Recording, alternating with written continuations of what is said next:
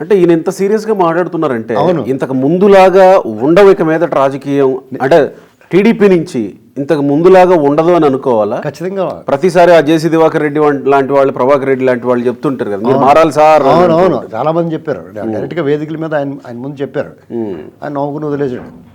ఇప్పుడు యాక్చువల్గా చంద్రబాబు నాయుడు గారు వాళ్ళ ఇన్ఛార్జీలని పనితీరు ఆధారంగానే సీట్లు ఉంటాయి, ఇక మీదట సంప్రదాయంగా వచ్చి వ్యవహారం ఉండదు, ఎవరైతే గెలుపు గుర్రాలు ఉన్నారో వాళ్ళకే ఇస్తాను, పనితీరు ఆధారంగా ఇస్తాను, 1-2 సార్లు సర్వేలు చేయిస్తాం, వాళ్ళ తాలూకు ప్రజాభిప్రాయం కనుక్కునే సీట్లు ఇస్తా ఉన్నారు కదా. ఇంకొకటి కూడా చంద్రబాబు నాయుడు గారు ఆలోచించాల్సింది ఏంటంటే, ఆయన చుట్టూ కొంతమంది ఉంటారు డెఫినెట్గా, అంటే వ్యక్తిగత సహాయకులు కానీ లేదా ఆయనతో సన్నిహితంగా మెలిగేవాళ్ళు కానీ కొంతమంది ఉంటారు. అప్పుడు ఏమవుద్దంటే, చంద్రబాబు నాయుడు గారు అందరినీ లిట్మస్ టెస్ట్ చేయలేడు కదా. ఆయన దగ్గర కొంతమంది కలవటానికి వస్తారు, అపాయింట్మెంట్ అడుగుతారు, కలవటానికి వస్తారు. వచ్చినప్పుడు ఈడెవడో ఏంటి అని అందరికీ స్కానింగ్ తీయలేడు కదా ఆయన. ఇప్పుడు అక్కడ వాళ్ళ దగ్గర సెల్ ఫోన్లు ఉన్నాయా, లేకపోతే మారణాయుధాలు ఉన్నాయా, లేకపోతే ఏమైనా ప్రమాదమైన వస్తువులు ఉన్నాయా అని అక్కడ సెక్యూరిటీ స్కానింగ్ చేసి పంపిస్తారు లోపలికి. కానీ వాళ్ళ మనసులో ఏముంది, ఆడ గతంలో ఏంటి అని ఎటువంటి ఆయన ప్రతిదీ గుర్తుపెట్టుకునే సమయము అవకాశం ఏమి ఉండదు ఆయనకి. ఇవన్నీ చూడాల్సింది ఎవరు? ఆ వ్యక్తిగత సహాయకులు. వాళ్ళు ఏం చేస్తున్నారు, చంద్రబాబు నాయుడు గారిని పచ్చిబూతులు మాట్లాడి చంద్రబాబు నాయుడు గారి కుటుంబాలను నీచంగా నికృష్టంగా మాట్లాడిన వాళ్ళ సన్నిహితుల్ని చంద్రబాబు నాయుడు గారి పక్కన ఫోటోలు వస్తున్నాయి బయటికి. ఇది చూస్తే ఏమనిపిస్తుంది ఎవరికన్నా? అరే రే గుండె కలుక్కుమంటుంది. వీళ్ళు ఎలా పోయినా పర్లేదు. ఇప్పుడు టీడీపీ కార్యకర్తలు కానీ వాళ్ళు ఏమనుకుంటారంటే, ఇప్పుడు చంద్రబాబు నాయుడు గారిని కలిసి ఆయన సమయం వేస్ట్ చేయకూడదని చాలామంది అనుకుంటారు. ఎందుకంటే ఆయన జైల్లో అక్రమ నిర్బంధంలో ఉన్నాడైనా, అనారోగ్యం పాలయ్యాడు, వచ్చి చికిత్స చేయించుకున్నాడు, కంటి ఆపరేషన్ జరిగింది, ఆయన కొంత సమయం ఇవ్వాలి, ఆయన ఇబ్బంది పెట్టకూడదని చాలామంది అనుకుంటారు. చాలామంది ఒకసారి ఆయన దగ్గరికి వెళ్ళి ఆయన వేదన పంచుకోవాలి, ఆయనకి కొంచెం ఒకసారి అనుకుంటారు. ఇలా కొంతమంది ఆయన దూరంగా ఉండాలనుకున్నప్పుడు, వీళ్ళు ఇలాగ అనుకున్నప్పుడు ఒక పనికిమాలిన వాళ్ళు వాళ్ళ పక్కన కనిపించారనుకోండి, మీకు ఏమనిపిస్తుంది? కానీ ఆయన తప్పేం లేదు, ఆయన తప్పలేదు, అదే నేను అనేది.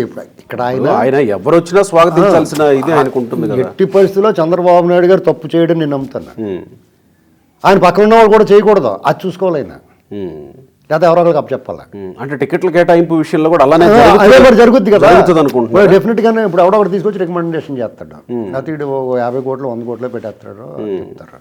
అక్కడ అంతవరకు కష్టపడిన ఉంటాడు, దగ్గర డబ్బులు. కానీ చాలా సీరియస్గా ఉన్నట్టే కనపడుతుంది ప్రెస్ మీట్ చూస్తే.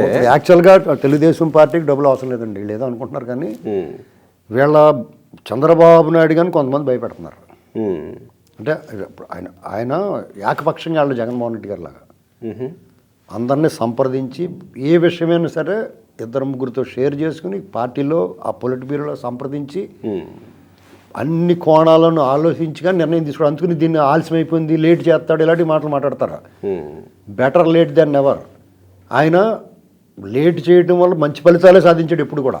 కానీ వీళ్ళకి అసహనం, ఇప్పుడు సహనం ఉండదు చాలా మంది. కానీ ఈసారి ఎర్లీగా వెళ్తా ప్రకటిస్తా. ఆల్రెడీ చాలా మంది తెలియని ఇన్వెస్ట్మెంట్ ఇంకా ప్రకటించలేదు అంటున్నారు. ఆల్రెడీ సగం మంది పైన ఆల్రెడీ ఫిక్స్ అయిపోయింది, వాళ్ళ పనాలు చేసుకుంటున్నారు.